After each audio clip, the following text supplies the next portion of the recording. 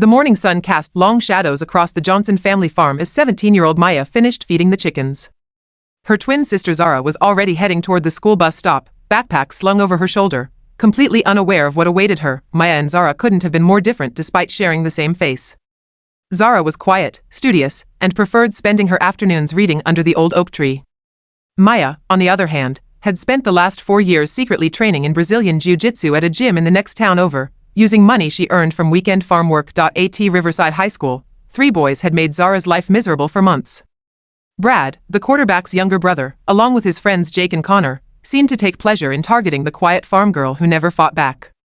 "Look who's here," Brad sneered as Zara walked toward her locker. "Little farm girl thinks she belongs with the rest of us." Zara kept her head down, trying to ignore them as she gathered her books for first period. But today was different. Today, Jake decided to knock her books to the floor, scattering her carefully organized notes everywhere. "Oops," he laughed. "Better pick those up, farm girl." What none of them knew was that Maya had arrived at school early that morning for a student council meeting. She rounded the corner just in time to see her sister on her knees, picking up scattered papers while 3 boys stood over her, laughing. Maya's jaw clenched. For months, Zara had come home with torn clothes, accidental bruises, and a sadness that broke Maya's heart. Their parents had tried talking to the school, but nothing had changed. "Hey," Maya called out, her voice deadly calm as she approached the group. Brad turned around, a smirk on his face. "Oh look, it's the twin. You here to help your pathetic sister?" Maya helped Zara to her feet, checking her over for any injuries. "Go to class, Z. I'll handle this." "Maya, don't," Zara whispered. "They'll just make it worse." "No," Maya said firmly. "They won't." After Zara reluctantly left, Maya turned to face the 3 boys. They were all bigger than her, but size meant nothing in jiu-jitsu. Technique trumped strength every time. "You think you're tough, picking on someone who won't fight back?" Maya asked. Brad stepped closer, trying to intimidate her. "What are you going to do about it, farm girl? Give you one chance to apologize and promise you'll never touch my sister again." The 3 boys burst out laughing. Jake reached out to shove Maya, just like he'd done to Zara countless times, but Maya wasn't Zara. The moment Jake's hand touched her shoulder, Maya's training kicked in.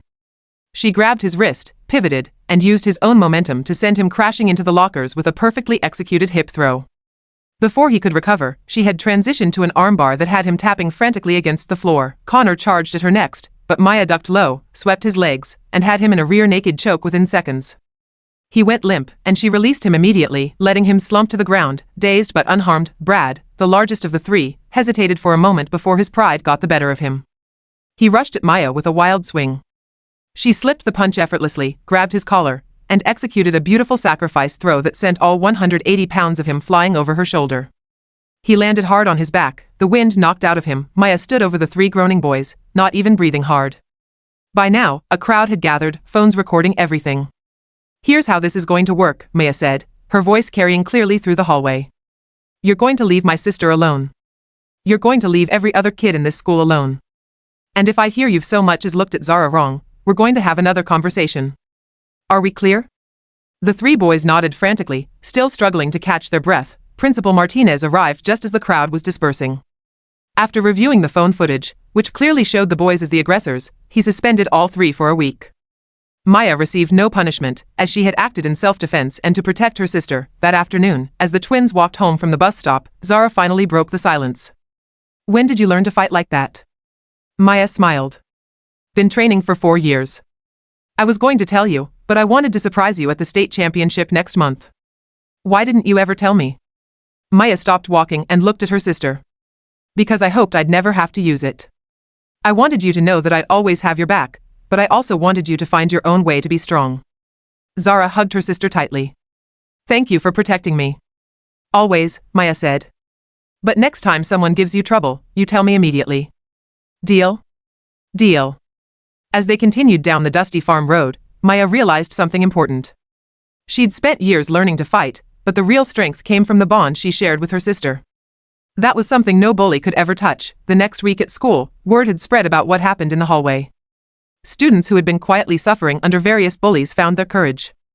The 3 boys returned from suspension as changed individuals, and the school's atmosphere began to shift towards something more positive. Maya went on to win the state jiu-jitsu championship that year.